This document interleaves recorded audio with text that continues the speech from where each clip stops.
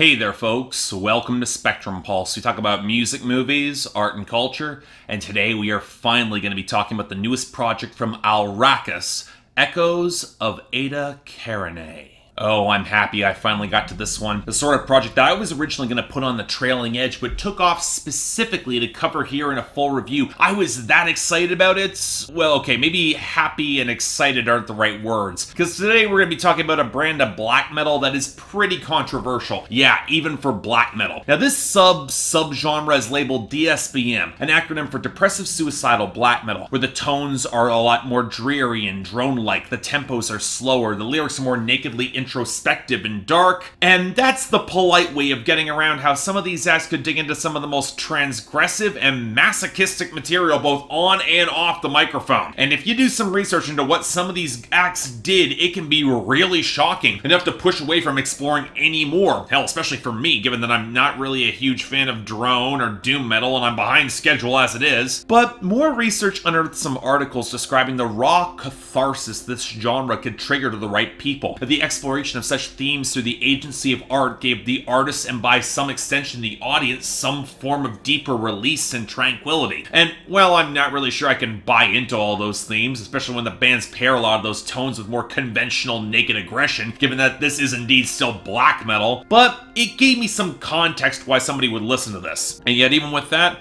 I'm not really sure I needed to dig that much deeper with Alrakis. From my research, he's a German artist known for blending DSBM tones with more atmospheric soundscapes, which some have branded as cosmic black metal. He broke out in 2011 with Alpha Airy, but it has been 7 years since, and he's got a behemoth project here. A single song, over 52 minutes long, with the title Echoes of Eta Carinae. And while I initially thought I wouldn't have enough to say, after all it's just one song, a single listen, it changed my mind and convinced me that I would have to cover this at length. So, alright, what was so compelling about Echoes from Eta Carinae that I took it off the trailing edge? Well, here it is. This is a great piece of music. The sort of haunting but transcendently beautiful art piece, to my amazement, actually manages to justify its runtime as it bends across atmospheric black metal, shimmering post-rock, glitchy noise rock, and even hints at some ambient music. Now, I completely see why for the extremely small niche of audience that would be willing to listen to a 52-minute song, that this has earned a lot of critical acclaim. But at the same time, this is also an exceptionally niche record that, while I will absolutely recommend it, even to a lot of black metal fans, this is a tough record to swallow or promote or even to process. And hell, you want examples of this? Well, here is the first fact. If you're lucky, you might be able to make out 2 or 3 words of the lyrics on the entire album. When you hear vocals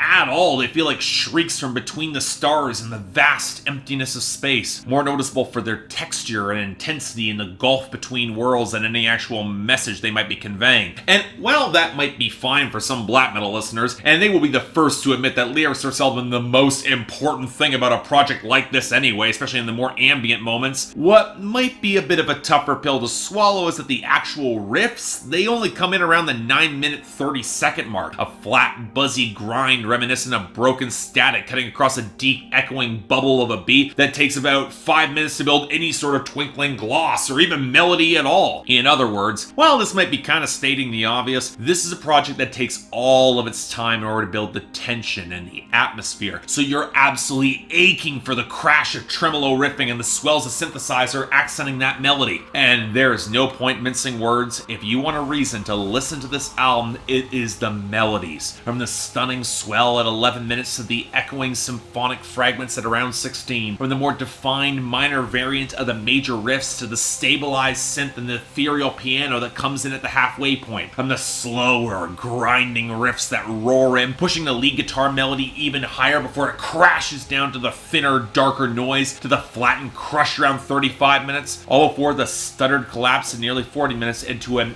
absolutely gorgeous aria of post-rock and piano in order to end out this project. project. And you know what, given that there is no track separation, you find yourself placing significance on all the major transitions and the shifts. The stuttered grind near the 14-minute mark, the shift into brighter major keys at 27 minutes that feel no less heartbreakingly sad in that weird way, the guttural thickening at 32 minutes, and the advent of a piano line near 45. Now, most striking for me is a bass-heavy rumble that splinters the mix near 21 minutes 30 seconds. The most explicit moments of shuddering darkness only slightly mirrored by the faintest melodic flourish near around 42 minutes, and even then, it's almost you blink and you're gonna miss it. And again, melodically, this record is stunning. The easiest comparison is less the surging crescendos and tempo shifts of more atmospheric black metal, and more a classical piece, where the tremolo shifts are most noticeable as the overall melodic pattern will change keys instead of rhythms, and indeed, percussion almost seems perfunctory on this album. There's no blast beats here, but the toll of deep drums and cymbal crashes in order to flesh out that texture, and I will admit there is a part of me that does kind of question that choice. Let's get real. For as much as you can get sucked into that huge textured mix and stunning melodies, at some point in the 52 minutes your attention will inevitably waver, and you'll realize that the central groove barely evolves at all. Or without significant solos or examples of greater showmanship, the melancholy can start to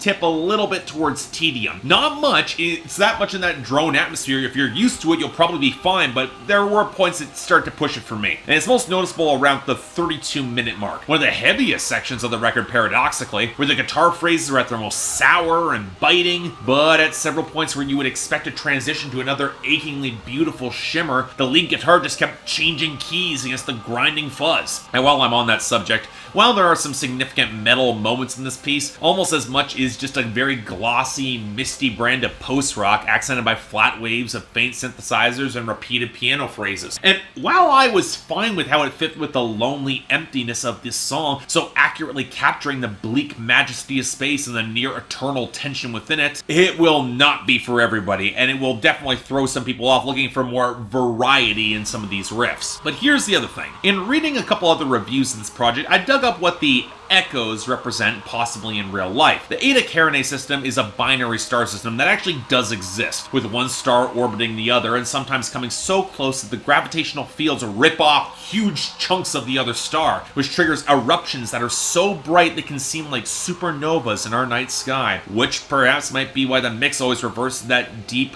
bubbling, almost elliptical echo. It almost might be why there seems to be a mathematical rhythm to the shifts in whatever groove we have, and the contortion of how the riffs modulate and swell but never quite explode. Music of the spheres indeed. And as such, again, this is a crazy niche record, but for my own love of space and music with this sort of cosmic atmosphere, it clicked for me. It's netting a solid 8 out of 10 and a recommendation. Folks, you will not hear another record like Echoes of Eta Carinae this year, perhaps even longer beyond this year. And while it is certainly a strange project, it's certainly not going to be for everybody, still worth your time.